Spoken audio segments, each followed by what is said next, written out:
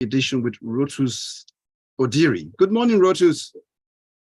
Good morning, Omas. Good morning to all our listeners and viewers. Welcome to a new week. Well, the job is cut out already. I mean to say business is cut out this morning for us. So let's get the listener prepared to get in their messages at the appropriate time. 0809-444-0981.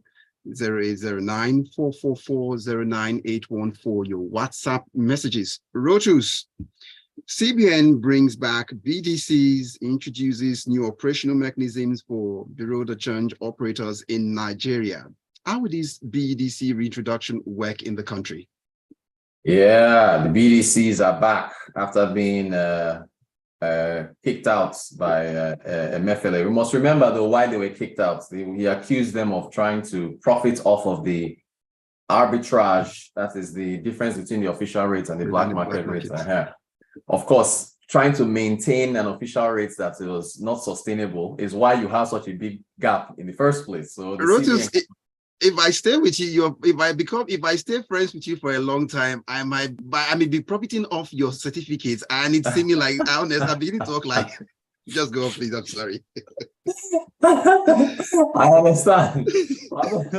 The CBN caused the problems that we had, right? Trying to maintain an unsustainable rate. So anyway, look, they say that with they're back in the marketplace. They say they have a spread of no more than minus 2.5 plus 2.5 around the last closing rates on the INE window. So for example, the rate on Friday, I think closed at 7.39 to the dollar. So you can't sell more than 2.5% of that. Just that's your small margin. Now they said they must submit a mandatory report to the FIFX system, which I believe is a foreign. What is that FIFX? It's a system that allows them to submit reports. Basically, how many people did you sell to? How many people? Okay, yeah, Financial Institution Forex Rendition System. That's FIFX. Financial Institution Forex Rendition System. So when I was in my last trip to Ghana, I went into a BDC to go and buy some FX, to change some. What did I do? I think I took CD. No, I took dollars. Yeah, I took dollars to a BDC to buy CDs. No, sorry, I took CDs to a BDC to buy dollars. They took my passports. They asked me for identification. They also they asked me to fill out a form, and they basically said, okay, Mr. Oddiri, what do you need this FX for? And I said, well, I need to purchase some things and blah, blah, blah. So they took my records, made a photocopy, I filled out a form, and they gave me the money. So they have a record that's on this date, a Rotus Oddiri was in Accra. But our other BDCs in Nigeria, they don't operate like that. They don't really collect records, just buy and go. So the CBN wants to get actual records of who buys what and how much you sold and what price and blah, blah, blah. And they want to put it into a system. And then they said, if you don't adhere to this, your license could be revoked. So that's, that's the gist of it. But that's good. That's data. That data can be mined, as it seems, if we stick by it. Look at what we've been missing out all this while. Indeed. So it's good to have records, and they're trying to make sure they have some kind of window on the parallel markets and see who's buying what and for what reason. So in summary, you mean to say the BDC's second coming after the ban would have a good impact? Is that what we should walk away with this morning? Well, you see, Omas, it's good, but it's still down to supply. I mean, all these things that we're doing, you cut off BDCs, you bring them back, you cut them off, you tell them, you give these rules and so and so on forth. Look, Nigeria's issue is supply of dollars. So if your dollar supply is small, there's only so much you can sell to BDCs, right? At the end of the day, yes, it's good for record keeping, and hopefully they help with more channels to get access to Forex, but it still comes down to a supply issue.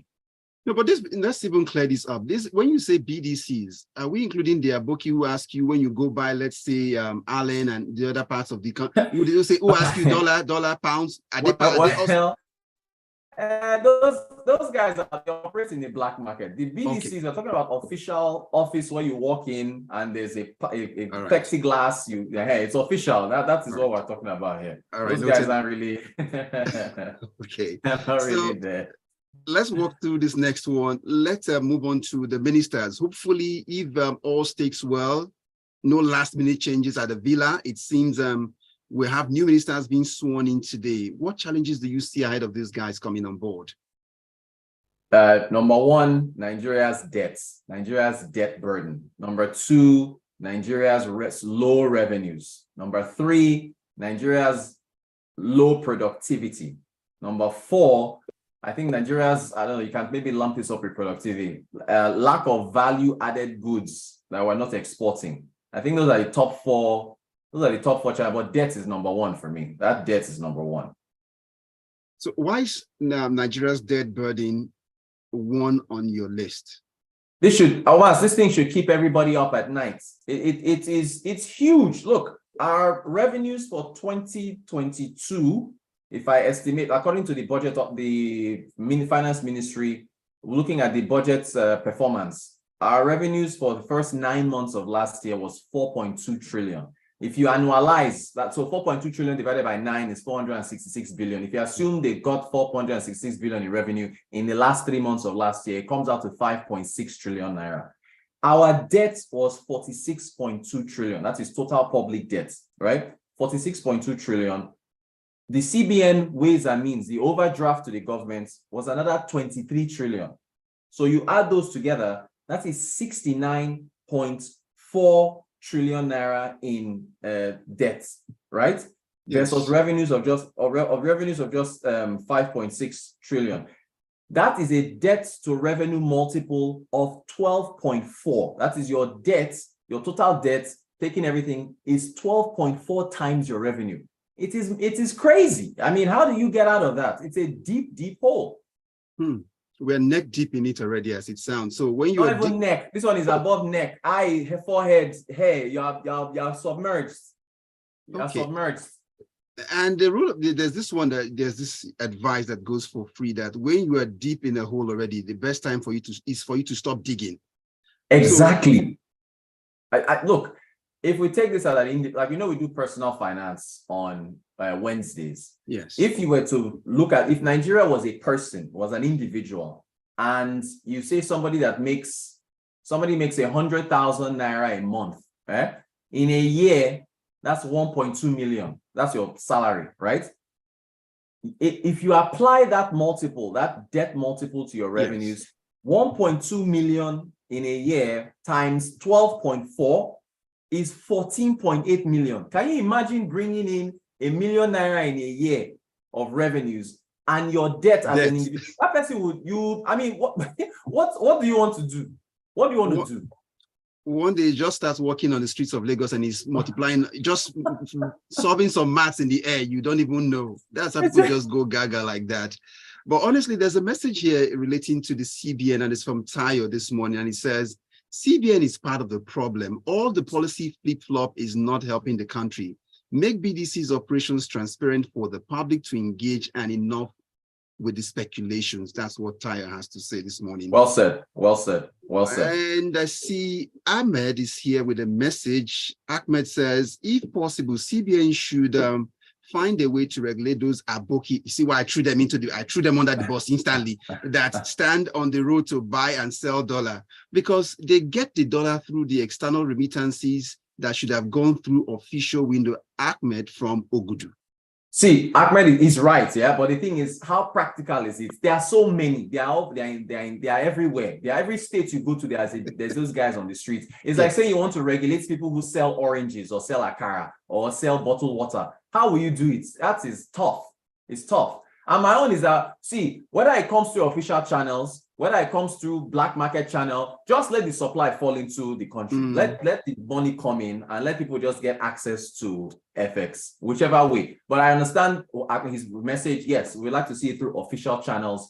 And yes, but it will be very hard to regulate those guys. Richard is still typing relating to these BDCs, and he said, good morning, Rotus. Speaking about the CBN new rule for BDCs, will CBN resume selling dollar to the BDC? That's from Ahmed. Yes, they will. And that's why they have that minus 2.5 plus 2.5 spread around the closing rates on the INE window for the previous day. Yeah. All right, so let's get on to the WAEC issues, because I guess you solved out let's relate it to state level. Now, I understand that you have a debt example at the state level as well. Yeah, look, Omas, this debt thing, people talk so much about other things plaguing Nigeria. We have a lot of problems, but people really need to take this debt situation seriously because we're drowning. Okay, Zamfara State, WAEC, the West African the Examination Council, they are withholding the results of about 8 states, right? Because of services rendered, and they're saying that they're not going to release their results. Now, they said that some of the states are working with them and they're trying to make payments, so they won't mention their names. But they singled out Zamfara and Niger states as chronic debtors. Chronic. Zamfara owes them 1.6 billion naira.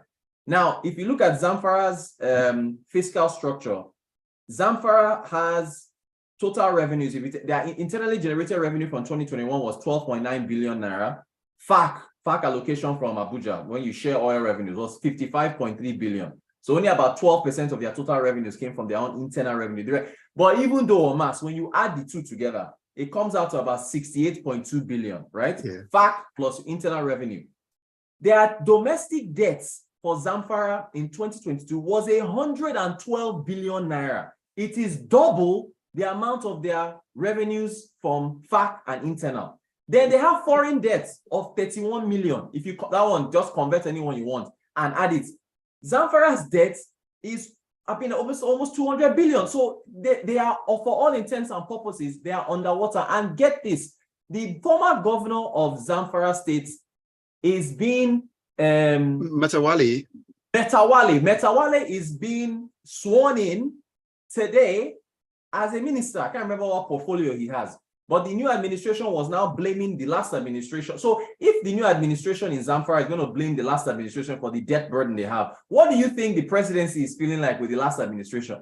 It's terrible, though. It's really bad. It's really bad. And people need to think about debt across the country. The messages are raining in this morning, and I've got Benito who says, "Hi, Smooth FM Business Express. The government is trying to ship out helicopter money via palliative of 5 billion naira per state. It is called Balenciaga audio money with flip-flop policies." That's what it says. And next, Tayo comes back with a message. All these roadside dollar sellers are regulated, but it is complex operation.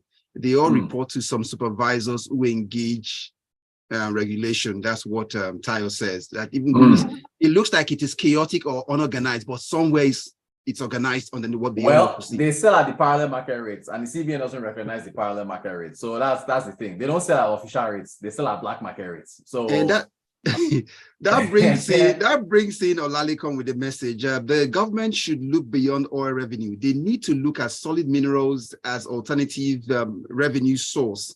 It is shocking that the Chinese are digging around Nigeria and local communities are collecting stipends for minerals being excavated and sold privately. Olalekan drops that one in. I got Precious quickly from Ogba. Take the value of transaction made by the street BDCs at your own peril.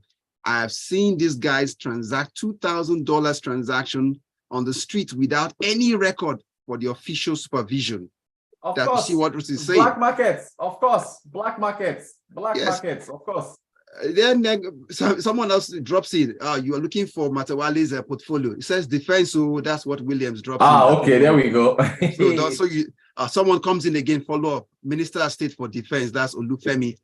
Rotus, thanks for the Rotusnomics this morning. We appreciate you. Thank you so much, Rotus. Omas, thank you. Thanks to everybody that sent messages. I'll catch you guys tomorrow. All right, Rotus, bye. Have a great